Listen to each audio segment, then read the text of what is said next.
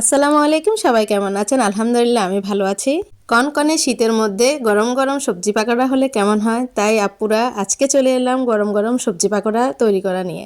সবজি পাকোড়া তৈরি করার জন্য আমি প্রথমে এখানে কিছু বাঁধাকপি কুচি নিয়েছি, সাথে একটা গাজর এবং একটা আলু কুচি করে নিয়েছি। আর এর মধ্যে দিয়ে দিয়েছি কিছু পেঁয়াজ কুচি, কাঁচামরিচ কুচি, আর এর সাথে দিয়েছি কিছু আদা বাটা আর একটু রসুন বাটা।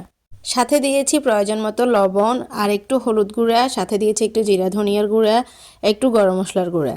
এখন সবগুলা মশলা আমি সবজির সাথে ভালো করে মাখিয়ে নিব। সবজিটা ভালো করে মাখানো হয়ে গেলে এর মধ্যে আমি 2 কাপ পরিমাণ আটা দিয়েছি এবং সাথে 1 কাপ পরিমাণ আমি বেসন দিব। বেসনটা আমি পরে দিব, আগে আমি আটাটা ভালো করে মাখিয়ে নিব। সবজির সাথে আটাটা ভালো করে মাখানো হয়ে গেলে এর মধ্যে আমি 1 কাপ বেসন দিয়ে দিয়েছি, সেটা আমি ভালো করে মিক্স করে নিচ্ছি। বেসন দিলে সবজির পাকোড়াটা অনেকটা ক্রিস্পি হয়, অনেক মজা হয়। সবজির সাথে আটা এবং বেসন ভালোভাবে মিক্স হওয়া পর্যন্ত আস্তে আস্তে করে খুব ভালো করে এটা মাখিয়ে নিতে হবে। সবজির পাকোড়া সবসময় একটু ঝালঝাল হলে মজা লাগে, এই জন্য আমি এখানে একটু সামান্য গুঁড়ামরিচ দিয়েছি।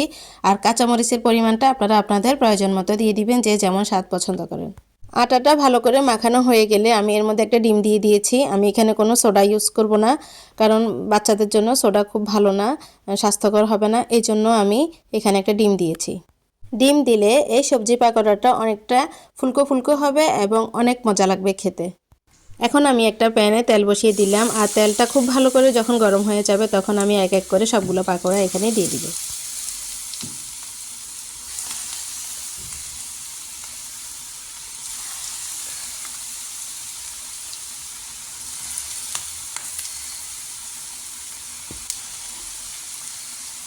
একটা জিনিস মনে রাখতে হবে, পাকোড়া ভাজার সময় প্রথমে তেলটাকে খুব ভালো করে গরম করে নিতে হবে।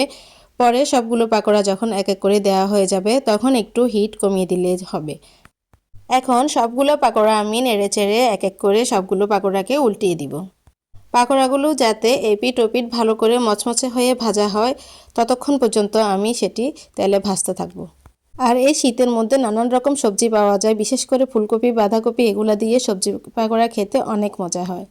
আর যেসব বাচ্চারা সবজি খেতে চায় না তাদেরকে কিন্তু এভাবে পাকোড়া বানিয়ে সবজি খাওয়াতে পারেন। এখন আমার সবজি পাকোড়াগুলো প্রায় হয়ে গেছে, এখন আমি এগুলা উঠিয়ে নিব। আমার বাসায় ছোট বড় সবাই এই সবজির পাকোড়াটা অনেক পছন্দ করে, তাই আমি শীত আসলে প্রায় সময় ওদের জন্য এভাবে সবজি পাকোড়া তৈরি করি। এইভাবে সবজি পাকোড়া তৈরি করে আপনারা নাস্তার সাথেও খেতে পারবেন, প্লাস ভাতের সাথেও খাওয়া যায়। এখন আমি সবগুলো পাকোড়া এক এক করে সবগুলো পাকোড়া একটা টিস্যুর উপরে উঠিয়ে রেখেছি, যাতে তেলগুলো সব টিস্যুর মধ্যে চষে যায়। আর বাকি যে পাকোড়াটা ছিল সবগুলো পাকোড়া আমি এক এক করে দিয়ে দিয়েছি ভাজার জন্য। অতিথি আপ্যায়নের ক্ষেত্রেও এই সবজি পাকোড়াটি খুব সহজে তৈরি করে দেওয়া যায়।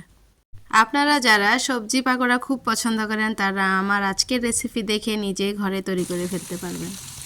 আজকের পাকোড়াগুলো অসম্ভব মজা হয়েছে, ক্রিস্পি ক্রিস্পি হয়েছে, অনেক মজা হয়েছে। চাইলে আপনারা ওইভাবে তৈরি করে নিতে পারেন। আমার আজকের সবজির পাকোড়া কেমন হয়েছে, আপনাদের কাছে কেমন লেগেছে সেটা জানাবেন। যদি ভালো লেগে থাকে তাহলে লাইক কমেন্টস করতে ভুলবেন না। সবাই ভালো থাকবেন, সুস্থ থাকবেন। ওকে, আল্লাহ হাফেজ।